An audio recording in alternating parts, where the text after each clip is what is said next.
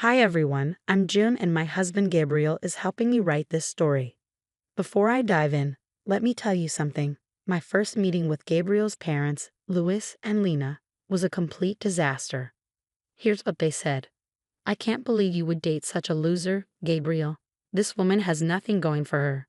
She just works a desk job in a small office. How will she ever give us a good life? Mom, I love June and she's the only one I want. I don't care about how much money she has or earns. Those things never mattered to me." Well, they matter to us, Gabriel. We've made that very clear from the start. If you had listened to us, you would understand. Gabriel, if this girl has nothing else to offer, she can't be our daughter-in-law. We won't approve of her. You need to find someone else. No, Mom, June is the one for me. I'm going to marry her. I had the whole proposal planned, and now you've ruined everything. I was shocked the entire time this conversation happened. Yes, I was surprised Gabriel was planning to propose to me. We had been dating for 3 years, and I hoped he would ask me to marry him. But I didn't expect it so soon. But that wasn't the only reason I was stunned. Louis and Lena's reaction to our relationship was very upsetting. Gabriel had warned me about them. He had said, "Look, June, I've already met your dad. He's a great man and a great father. I know you have high hopes for my parents, but let me tell you, they are not good people." Gabriel, how can you speak about your parents like that? They must be good people since they worked hard to raise you. It must have been tough for them.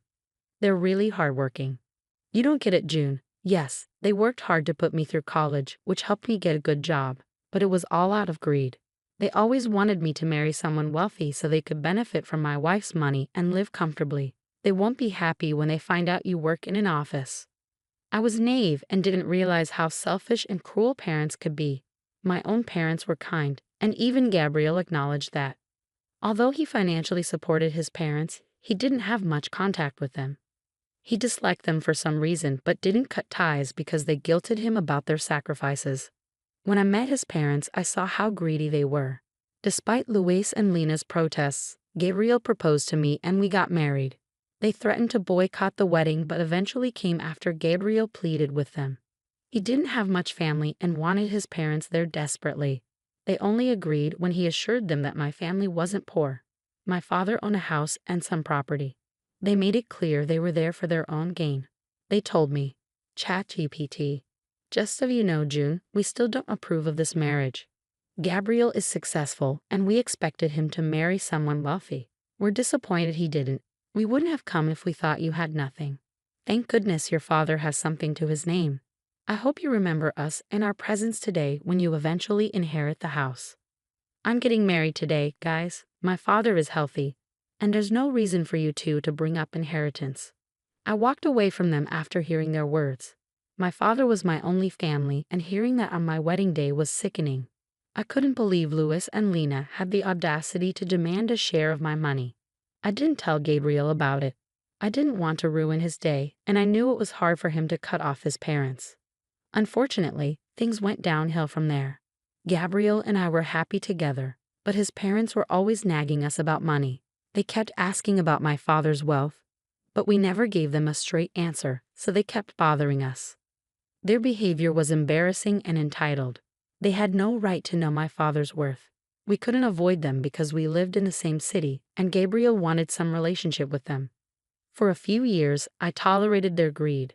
They drained our savings by asking for more and more money, making excuses and guilt-tripping us when we refused. And they never stopped commenting on me and my inheritance. ChatGPT. I started to ignore them, but things got worse when my father was diagnosed with cancer. It was aggressive, and he didn't have much time left. We flew to visit him a couple of times since he lived far away. Louis and Lena weren't happy about it. They said, "You shouldn't spend so much on flying to your father. You're doing it too often. It'll drain your money. Yeah, he won't live long anyway, and he's in hospice. There's nothing you can do for him now, so it's better to save your money and not waste it there." Visiting my dying father isn't a waste of money, guys. And what we do with our money is our business. You have no right to tell us. We're your in-laws and we have a say. It's for your own good. You should spend money on people who'll be around longer to enjoy it. I was furious at their words.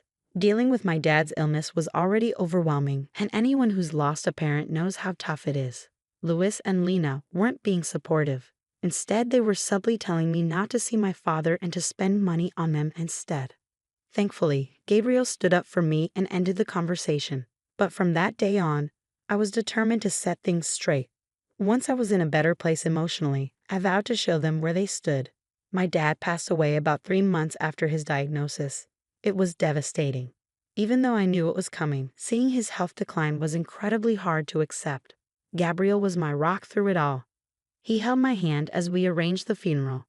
Louis and Lena bombarded me with messages asking about inheritance and funeral costs. It disgusted both of us, but we didn't react. We decided they'd face consequences when we returned home. As expected, Louis and Lena were at our doorstep as soon as we got back. They pestered us with questions. So the funeral's done. I've been curious. What did you inherit? Your father must have left you the house, right? What on earth are you talking about, Lena? How is my inheritance any of your business? I just came back from my father's funeral, and this is what you're concerned about. Oh, come on, June, don't be so sour. Since Gabriel married you, we've been wondering why. I mean, you don't have a fancy job, and you're not exactly a beauty queen. What did he see in you? Louis, and I figured it must be about money. Mom, what's gotten into you? How can you insult me and my wife like that? We got married because we love each other. I've told you this so many times. Please don't bring it up today. Gabriel, there's no need for the theatrics. We're just asking a question. June can answer, and we'll be satisfied. We wouldn't mind if you married her for money. We'd be happy to know you got a good deal. You're awful parents to accuse your own son of being a gold digger. You two are beyond belief. I can't fathom how someone as amazing as Gabriel ended up with parents like you. ChatGPT. Enough with the small talk, June. Tell us what you got in your inheritance. This is what I've been waiting for. Your father must have left you something. Gabriel mentioned he lived in a big house. You could just tell us now and buy us a house instead. We'd make great use of the money. After all, we're your parents now. Hearing this made my blood boil. I was furious, and Gabriel looked at his parents in disbelief. Even he couldn't believe how greedy and selfish they were. My father hadn't been gone for even a month, and they were already planning to use my inheritance for themselves. They even started calling themselves my new parents. That was the moment I knew I had to act. I had tolerated them for years for Gabriel's sake, but now I needed to show Gabriel their true colors. I replied, actually, my dad didn't own the house when he passed away. I'm sorry to disappoint you. He did own it for a long time, but he had to let it go recently for reasons. What? So your father didn't even own his house anymore? No, as I said, he owned it a long time ago. He had to let go of it recently, so no, I didn't inherit the house or anything else. Oh my God, so your father was poor after all. I knew you weren't wealthy. Your father couldn't even keep his house until the end. He died with nothing. Leave our son, you're worthless. Mom, our marriage isn't over because she didn't inherit anything. You can't ask her to leave me over that. Don't interrupt, Gabriel. We won't allow this marriage to continue. You disappointed us by marrying into a poor family. You didn't consider our happiness. I'm ashamed to have a son like you. June, I'm sure you trapped my son into marrying you. People like you use tricks to lure men. Your plan was to cut us off and take his money. Well, I won't let that happen. Louis and Lena pressured Gabriel to divorce me and marry a wealthy girl so they could live in luxury. Gabriel was upset and breaking down. I knew I had to help him make a decision. Gabriel, are you going to let your parents continue this? I've tolerated their greed for too long because you felt guilty cutting them off. Are you still going to keep them in our lives? I don't think we can recover from this, June. I've had enough too. Mom, Dad, you've shown me your true colors today. You've used me for your own gain for years. I won't tolerate it anymore. Don't be foolish, Gabriel. This girl will lead you astray from your family. We're doing this for your own good. We didn't invest in you just so you could give charity to someone else. You need to divorce your wife and start over. There's still time for you to find a wealthy wife. We'll help you this time. You've made too many mistakes on your own. No, I won't leave my wife because she didn't inherit anything. I'm done being manipulated. I'm staying with June. You two won't be a part of my life anymore. What will you gain by staying with June? This isn't what we wanted. She's not worthy of you. If you stay in this marriage, we want nothing to do with you. We won't help you when she leaves you destitute. Seeing Lena and Louis's behavior, I decided to reveal the truth. I knew telling them my true net worth would make them beg and plead. I don't need to take Gabriel's money. I have plenty on my own, and I'll take care of him just fine without your help. Nice try, June. You don't have to lie to us, Lena snapped. Yeah, you're just the daughter of a poor man. You don't make enough money from your job to support Gabriel, Louis added. Well, actually, I have $50 million in my bank account. And no, I didn't earn it from my job. It's from my father. That's impossible. Your father didn't have anything, Lena scoffed. Don't try to deceive us, June. We can see through your lies. It won't work. We'll make sure you divorce our son and leave him to us, Louis threatened. I smiled at them and glanced at Gabriel, who gave me the go-ahead. He knew me well enough to anticipate what was coming next. I opened my bank account and showed them my balance. Louis and Lena's eyebrows shot up in disbelief. They exchanged a shocked look and stammered, "No, this can't be real. You must have faked these bank statements. You said you didn't inherit anything. How? You also mentioned your father didn't own his house. Where did this money come from?" Lena demanded. What I didn't mention was that my father owned a big ranch where he lived. He sold it before he passed away and gave me an early inheritance. He didn't want me to use my own money for his care. Unlike you two. Louis and Lena couldn't believe what they were seeing or hearing. They turned to Gabriel for confirmation, and when he confirmed it, they fell silent for a moment, exchanging another look. Then their tone shifted completely. "Oh, this is wonderful news. We thought Gabriel made a mistake, but your father did right by you, June. You should have told us about this sooner," Lena exclaimed. "Yeah, we got worked up for nothing. You did marry well, son. We're so happy for you both," Louis added. With Gabriel's expression, I knew my job was done. He would handle the rest, so I held back my frustration and let him take over. I trusted him to make the right decisions, and he didn't disappoint. Gabriel was furious and unleashed his anger on his parents. "How dare you stand here and keep talking to us? You were pushing us to divorce, and now you act like June is family. How could you? We didn't know her net worth back then, Gabriel. She hid the truth from us. How are we supposed to know she's actually rich?" Louis pleaded. "Yeah, June, we're sorry for assuming the worst. You surprised us. Can we move past this now that you've got an apology?" Lena added. "No, absolutely not. I won't forgive you for what you did today.